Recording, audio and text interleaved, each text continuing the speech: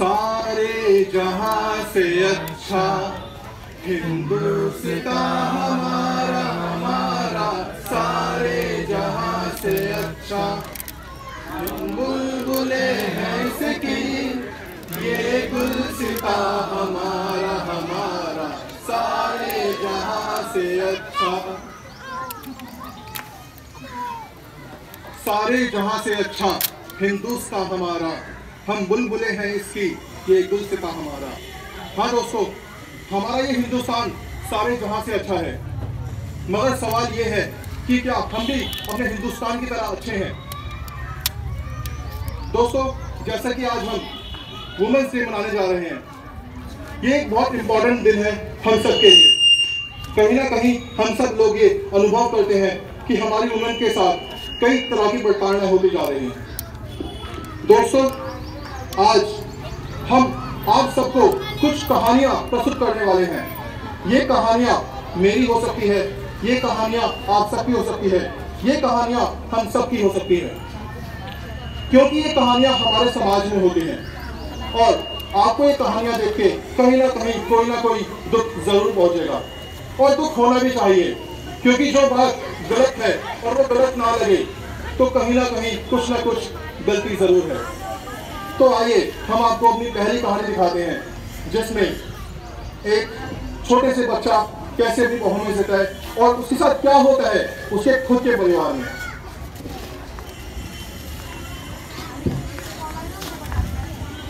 शिवानी, कोमल का क्या करना है, सोचा है कुछ? कोमल का? हाँ, शादी करनी है, उसकी नहीं करनी। वो तो बहुत छोटी है ना। तुझे कितनी उम्र में लेके आया था इस घर में? पर वो पढ़ रही है अभी। तो समझा दियो उसे। पापा, मम्मी मेरी 8th क्लास में फर्स्ट डिवीजन आई है, मैंने पूरी क्लास में टॉप किया है। तो पास करनी है। पापा, मुझे उसके आगे की पढ़ाई इसे पढ़ाई करनी है आगे की, करा ले और पढ़ाई। अब ये समझाएगी मुझे? तेरा काम बर्तन दो, कपड़े दो, चल। समझा दिया इसे सही से? अरे पापा, लट्टू उठा दे। मेरे बेटे के 40% मार्क्स है, 40%।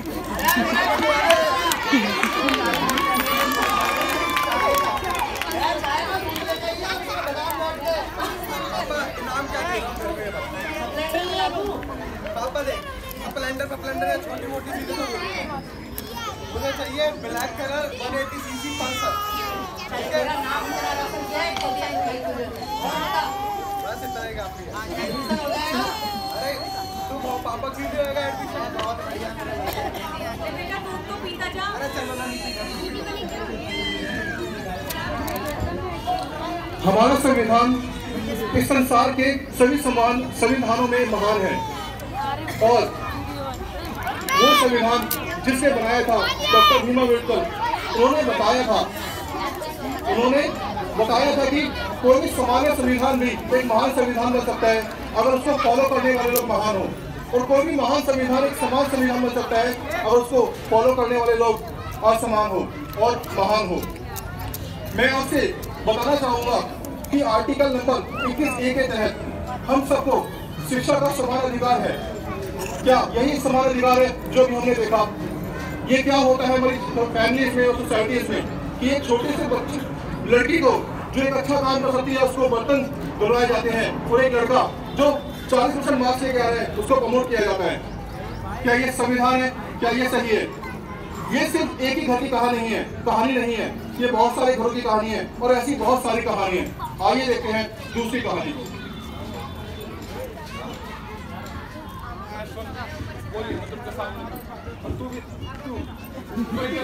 ठीक है। अरे नमस्कार जी।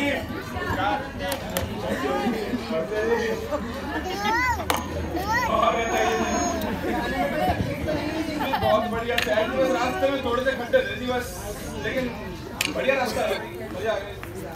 और बताइए जी, काम धंधा कैसा चल रहा है जी आपका? दिख रहा है जी आपकी जिंदगी आंगन की तरह ही लग रही है।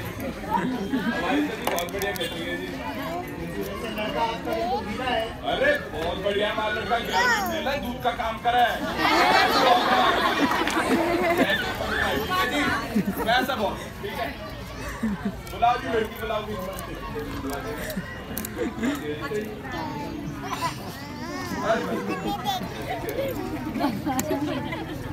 लड़की थोड़ी छोटे कद की ना।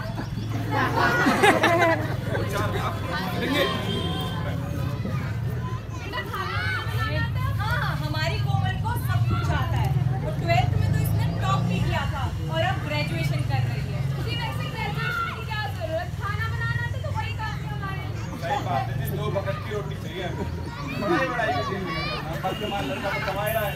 ठीक है जी, बात करेगा।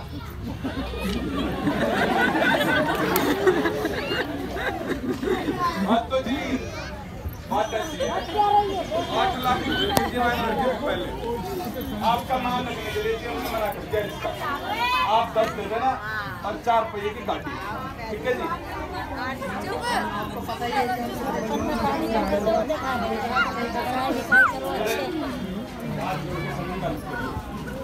चलिए, आपका मान रखने के लिए 9 लाख 4 रुपये की गाड़ी। ठीक है जी, रिश्ता पक्का। अरे रिश्ता पक्का। आ जाओ जी, लिया। ठीक है जी, चलते हैं।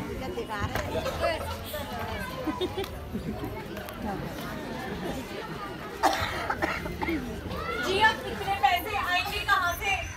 और बढ़ा ले। मना किया था तुझे। मम्मी आपको क्या हुआ? उन्होंने दहेज मांगा है। दहेज? कहाँ से लाएगी हम दहेज? पहले ही मना किया था। कम पढ़ाया होता तो कम पढ़ा लिखा लड़का ढूंढना पड़ता और कम दहेज देना पड़ता। और पढ़ा ले इसे। हे खुदा, तू है कहाँ? तू है कहाँ, मुझको बता। अगर तू भगवान है तो क्यों ये नारी संघार है? आदमी क्यों औरतों पे करता अत्याचार है? तू आदमी है, तू मानव है, तू औरतों का दानव है। बंद कर ये रेप, दहेज और जलाना, या फिर नारी को जलाना, या फिर नारी को बनाना।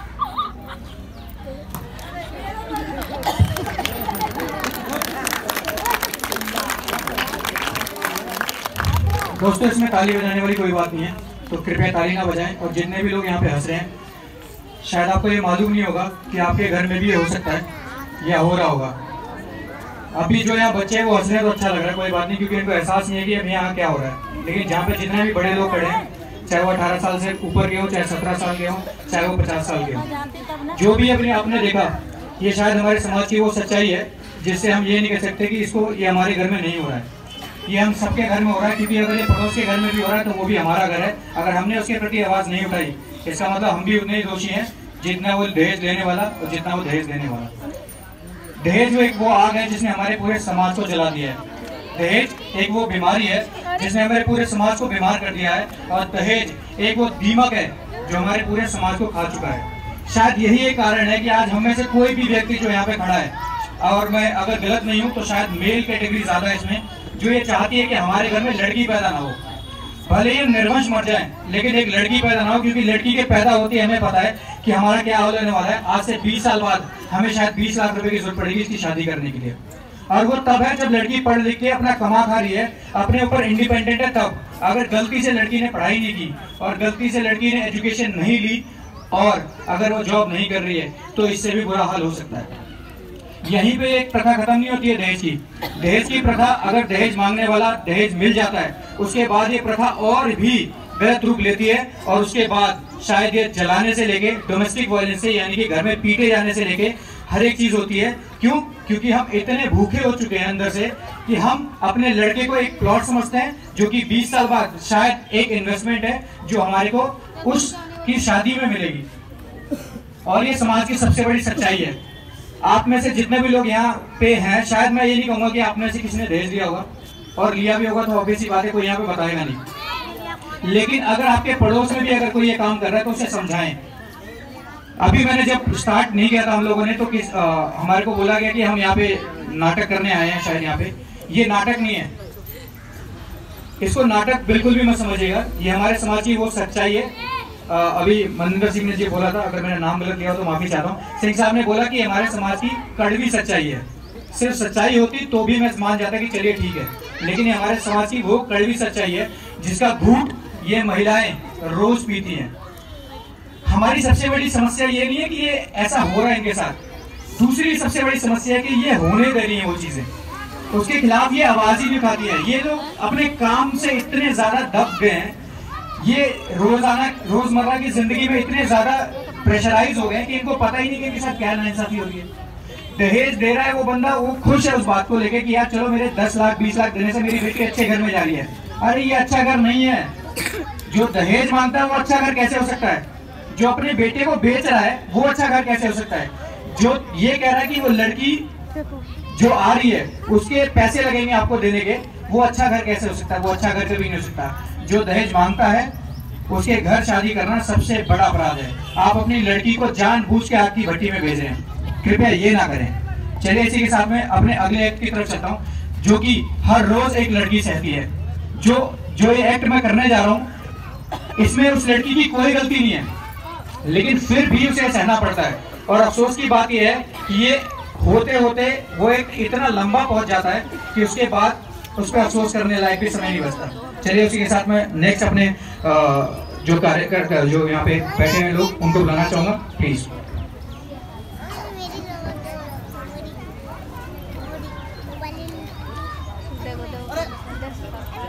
मैडम जब भी कोई लड़की देखो दिल में राजी वाला बोले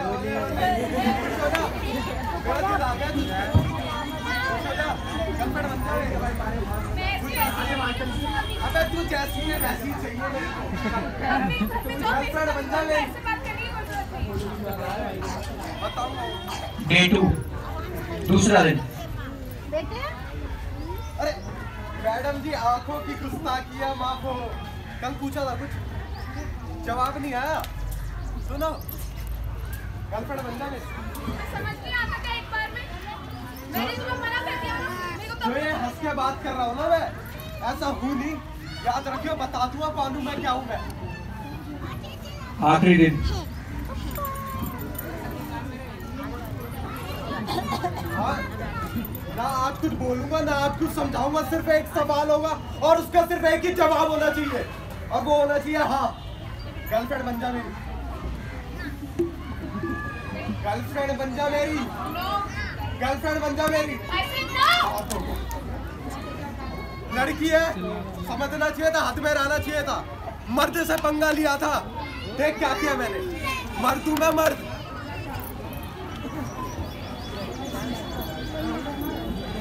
वाह है मर्दानगी। अगर ये मर्दानगी है तो शायद हमें मर्द कहलाने का हक नहीं है। यहाँ पे जितने भी लड़के खड़े हैं मैं आपसे रिक्वेस्ट करना चाहूंगा कि दोस्तों हम सब जानते हैं इस बात को, क्योंकि आप लोग भी इसी एज के बच्चे हैं। जहाँ आपके कान में भी अगर ये बात आ जाए कि आपकी बहन को छेड़ दिया गया है, आप शायद 10, 12, 15, 20 बच्चों का ग्रुप बना के उस लड़के की जान लेने तक तुल जाते हैं सिर्फ छेड़ने के ऊपर। तो क्या आप समझ सकते हैं कि उस बहन बेटी पे क्या गुजर रही होगी, जो आपकी शायद नहीं है लेकिन किसी की तो बहन बेटी है वो। आप उसी तरह हर व्यक्ति को देखें, जो भी महिलाएं सड़क पे जा रही है, जो भी लड़कियां सड़क पे जा रही है, किसी की ना किसी की अगर बहन बेटी है, ये सब सोच लें तो ये अपराध जो हो रहा है शायद बंद हो जाए। आप खुद सोचिए, आपकी क्या बेटी या कोई बहन आपकी बाहर नहीं घूम रही है क्या? अरे अपनी खुद की नहीं होगी, कोई चाचा कोई ताऊ की तो लड़की होगी। अगर वो सब ऐसे किसी एक्ट का जो है शिकार हो जाए तो उनका क्या जिंदगी होगी, ये सोचिए। और ये बात यहीं तक खत्म नहीं होती। एसिड अटैक होने के बाद भी, रेप होने के बाद भी सफर कौन करता है? उससे पीड़ित जो है वही सफर कर रहा है। उसको बोला जाता है तू तो रेप हो गया, तेरा तो शादी नहीं होगी। एसिड अटैक से जल गई है, उसकी शादी नहीं होगी, उसे समाज में वो जगह नहीं मिलती है। और वो व्यक्ति जिसने ये काम किया है वो आराम से घूम रहा है, और सजा भी इतनी कम जिसका बयान भी नहीं किया जा सकता। अगर शायद ये सजा हमारे कॉन्स्टिट्यूशन में है तो उसे चेंज कर देना चाहिए। एक लड़की जिसकी पूरी जिंदगी जलती रहेगी उस एसिड अटैक से, वो सिर्फ उसकी शक्ल नहीं जली है, उसकी पूरी जिंदगी रोज जलती है उस दर्द से, उस पीड़ा से। लेकिन शायद ये बात हमारे समझ में नहीं आती। हम कहते हैं अपने आप को मर्द। और दूसरी चीज, हमारे देश में कॉन्स्टिट्यूशन तो है लेकिन कानून दो है, और ये हम सब जानते हैं। यहाँ पे बैठे जितने व्यक्ति हैं सबको जानते हैं कि हमारे देश में 2 कानून है। पहला लड़कों के लिए और दूसरा लड़कियों के लिए। मैं आपको बताता हूँ कैसे। अगर एक लड़का एक बियर बार में बियर पी रहा है तो बहुत बड़ा कूल लड़का है वो, क्योंकि वो बियर पीता है। लेकिन अगर वही काम आपके घर की कोई लड़की कर रही है तो उसको हम बोलते हैं कैरेक्टरलेस है।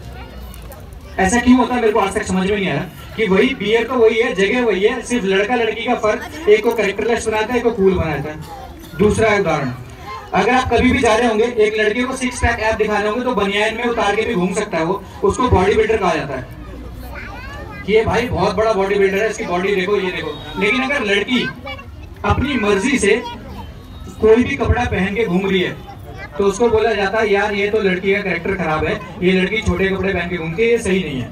उसको हमेशा ये मतलब जैसे ही छोटे कपड़े पहने, आप कभी भी इमेजिन नहीं कर सकते कि इस रोड से कोई लड़की छोटे कपड़े पहन के गुजर जाए और उसको कोई कमेंट ना मिले। मैं आपको गारंटी दे रहा हूँ ऐसा हो ही नहीं सकता। और ये सिर्फ इस रोड की बात नहीं कर रहा मैं, इस दिल्ली जैसे कैपिटल में, ये तो हम राजधानी की बात कर रहे हैं, तब ये हाल है।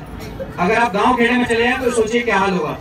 उसके बाद तीसरा कानून, और ये सबसे बड़ा दुखद है कि ऐसा हो रहा है हमारे साथ कि जब भी कोई लड़की, अगर किसी लड़के के 4-5 गर्लफ्रेंड्स है ना तो उसको स्टड बोला जाता है। स्टड है भाई साहब, कूल है, अरे 4-5 गर्लफ्रेंड्स है, कोई इशू नहीं है। लेकिन एक लड़की का एक भी बॉयफ्रेंड है जिसको वो प्यार करती है शायद, तो उसको बोला जाता है वैश्या है। शायद ये वर्ड आपको बहुत बुरा लग रहा होगा इस टाइम पे, लेकिन आप खुद बोलने वाले हैं वो लोग। तो मैं आपसे यही विनती करता हूँ कि प्लीज अपनी जिंदगी में बदलाव लाएं।